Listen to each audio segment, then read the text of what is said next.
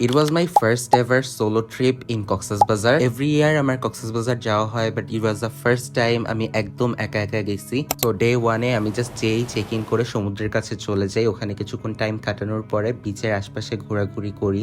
এই ঝিনুকের দোকানগুলোতে সুন্দর সুন্দর ঝিনুক দেখি। লিটারেলি আমি বিচে বসে একটা মাচা ড্রিঙ্কের কন্টেন্টও শুট করছি। এরপর লাঞ্চের জন্য আমি Cox's Bazar-এর খুবই পপুলার একটা বাংলা খাবারের রেস্টুরেন্টে যাই। দেন এগেইন খাওয়া দাওয়া শেষ করার পরে বিচে আবারও একটু ঘোরাঘুরির পরে মনে হচ্ছিল কোনো একটা ক্যাফেতে গিয়ে বসি। সো সবার ফেভারিট সুগারে গিয়ে বসলাম আর ওদের ডেজার্ট ট্রাই করলাম। সবগুলো রেস্টুরেন্টেরই ডিটেলস আমি আপনাদের সাথে পরে শেয়ার করব।